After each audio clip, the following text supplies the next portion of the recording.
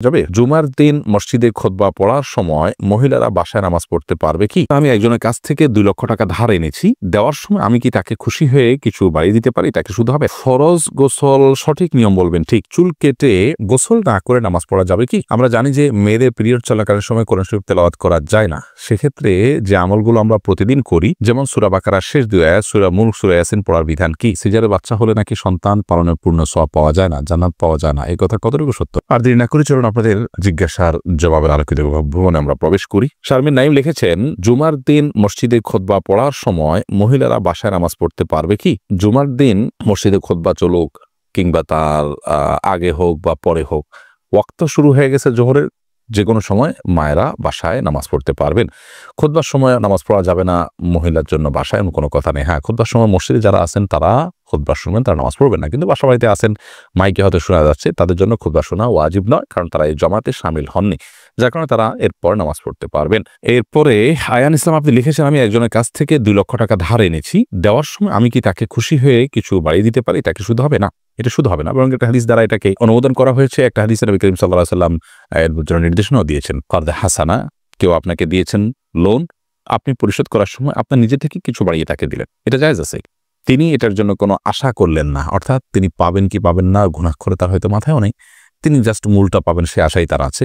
আপনিও দিবেন আগে থেকে এরকম কোনো চুক্তি তার সাথে করেননি, জাস্ট দেওয়ার সময় আপনি একটু বাড়িয়ে দিলেন, এটা কিন্তু সুদের অন্তর্ভুক্ত হবে না, এটা জায়েজ হবে ইনশাআল্লাহ বিইذনিল্লাহ। পপি ইসলাম আপনি লিখেছেন, সিজারে বাচ্চা হলে নাকি সন্তান পালনের পূর্ণ সওয়াব পাওয়া যায় না, জান্নাত পাওয়া যায় না, এই কথা কতটুকু সত্য? না, এরকম কোনো কথা হাদিসে বলা হয় না যে সিজার হইলে হবে না, অন্যটা হইলে হবে, এরকম কোনো পার্থক্য হাদিসে করেনি, আমরা কিভাবে সেটা করব? ফাতিহুল আল আমিন আপনি লিখেছেন, ঘরে বা অফিসে জামাতে নামাজ আদায় করার সময় কি আজান দেয়া লাগবে? যদি আপনি পৃথক কোনো জায়গায় জামাতের অ্যারেঞ্জ করেন এবং সেখানে আপনি নিয়মিত জামাত করেন, আপনার সেটা মূল কোথাও জামাত হয়েছে তার থেকে অনেক দূরে, তাহলে সেক্ষেত্রে আপনি আজান দিবেন। আর যদি এমন হয় যে আপনি হঠাৎ করে এখন জামাতে শামিল হতে হচ্ছে, তাহলে আপনি একামত দিয়ে সেখানে জামাত করে ফেলবেন। নিরুৎসভা যিনি আপনি ইসলামী প্রশ্নোত্তর পেজে আমাদের, সেখানে আপনি প্রশ্ন করেছেন, আমরা জানি যে মেয়েদের পিরিয়ড চলাকালীন সময় কোরআন শরীফ তেলাওয়াত করা যায় না। সেক্ষেত্রে যে আমলগুলো আমরা প্রতিদিন করি, যেমন সূরা বাকারার শেষ 2 আয়াত, সূরা মুলক, সূরা ইয়াসিন পড়ার বিধান কি? যদি দোয়ামূলক হয় তাহলে সেক্ষেত্রে সেগুলো আপনি করতে পারেন। আল্লাহর কাছে প্রার্থনামূলক কোনো আয়াত আছে সকাল সন্ধ্যায়, এগুলোর মাধ্যমে আল্লাহ কাছে প্রার্থনা করা হয় বা জাস্ট আমল হিসাবে করেছেন, সেটা ঠিক আছে। তিলাওয়াত আলাদা করে শুধু কোরআন তিলাওয়াত পাঠ যেটাকে বলা হয়, সেটা পিরিয়ড চলাকালীন সময় করা যাবে না, এটাই জমহুর উলামাদের মত।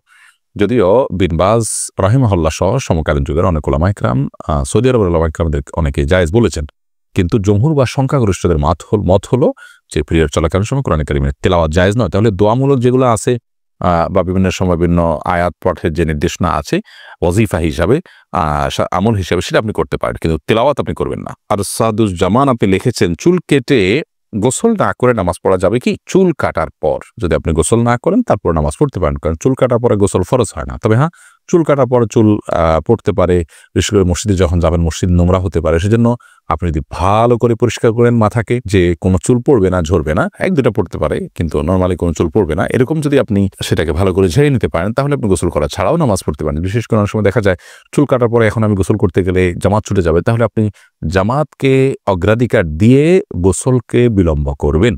চুল কাটলেই গোসল করতে হবে এমনটি বাধ্যতামূলক নয়, তবে আল্লাহর ঘর যাতে নোংরা না হয় সে দায়িত্ব আপনাকে নিতে হবে, অন্যথায় গোসল করে পুরো ফ্রেশ হয়ে তারপরে যাবেন। এমডি আলামিন হোসেন লিখেছেন, ফরজ গোসল সঠিক নিয়ম বলবেন ঠিক। ফরজ গোসলের সঠিক নিয়ম হলো শরীর বা কাপড়ের কোথাও নাপাক থাকলে সেই জায়গাটা আগে ধুয়ে ফেলতে হবে, এরপরে আপনি হাত ধোবেন কবজি পর্যন্ত 3 বার, এরপরে কুলি করবেন গড়গড়া করে, এরপরে নাকে পানি দিবেন ভালো করে, তারপরে মুখ ধোবেন, হাত ধোবেন, এরপরে পুরো শরীরে পানি ঢেলে গোসল করবেন, আসার সময় 2 পাও ধুয়ে বের হয়ে চলে আসবেন। এটাই ফরজ গোসলের সুন্নাহসম্মত পদ্ধতি। এরপরে অনামিকা আজাদ লিখেছেন, আমার মেয়ের দেনমোহরের টাকা আমার বাবা শোধ না করে মারা গেছেন, ইতিমধ্যে আমার মাও মারা গেছেন, এখন আমাদের কিছু করণীয় আছে কি?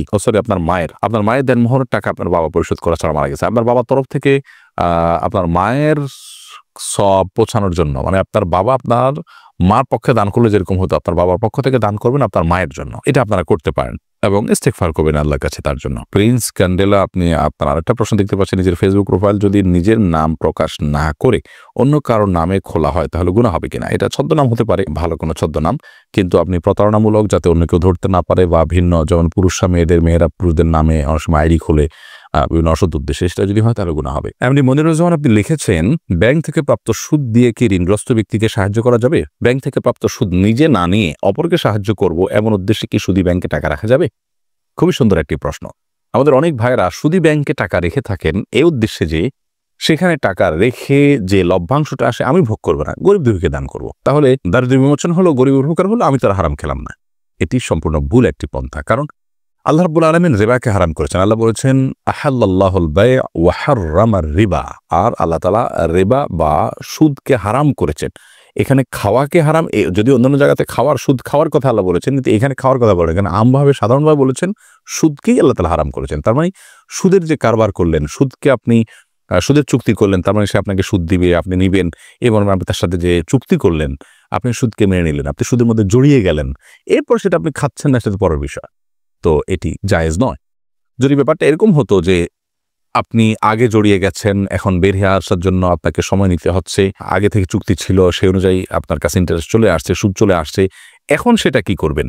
তো সেটা আপনি গরিব দুঃখীকে দান করে দিবেন। কিন্তু ইচ্ছাকৃতভাবে ঠান্ডা মাথায় আপনি চুক্তি করে সুদ নিবেন, নিয়ে তারপর গরিব দুঃখীকে দান করবেন, এমনটি করার সুযোগ নেই, জায়েজ নেই। এরকম যদি হয় তাহলে আর সুদ বলতে কিছু থাকবে না, কারণ মানুষ তখন সেটা নিয়ে নিজের গরিব আত্মীয় স্বজনদের কিন্তু 12 মাস দিতে হয়, সেগুলো দিবে। সবচেয়ে বড় কথা হলো যে সুদের কারবার করা জায়েজ নয়। আপনি সুদ খেলেন না, কিন্তু সুদের কারবার কিন্তু আপনি করে ফেললেন। তানিয়া সুলতান লিখেছেন, আমাদের সমাজে প্রচলিত আছে শুক্রবার জুমার সালাতের আগে কোরআন তেলাওয়াত করতে পারে না। এরপরে আপনার মতামত কি? সম্পূর্ণ ভিত্তিহীন কথা। জুমার সালাতের আগে তো আরো বেশি করে তেলাওয়াত করতে হবে, বিশেষ করে সূরা কাহফ তেলাওয়াত করতে হবে। বিধায় জুমার সালাতের আগে কেউ চাইলে তেলাওয়াত করতে পারেন। নয়নতারা সরকার এআইডি থেকে আপনি আমাদের ইসলামী প্রশ্নোত্তর পেজে প্রশ্ন করে লিখেছেন, স্কুলে থাকতে মুড়িওয়ালা মামা বেশি টাকা দিয়েছিল আর সেটা নিয়েও ছিলাম, এখন কি করতে পারি? মুড়িওয়ালা মামাকে যদি খুঁজে পান ফেরত দিবেন, আর খুঁজে না পাইলে মামার পক্ষ থেকে আপনি দান করে দিবেন, যে আল্লাহ এই টাকার সওয়াবটা সেই মুড়িওয়ালা মামার আমলনামা আপনি পৌঁছে দিন। ওযু ভঙ্গ না হলে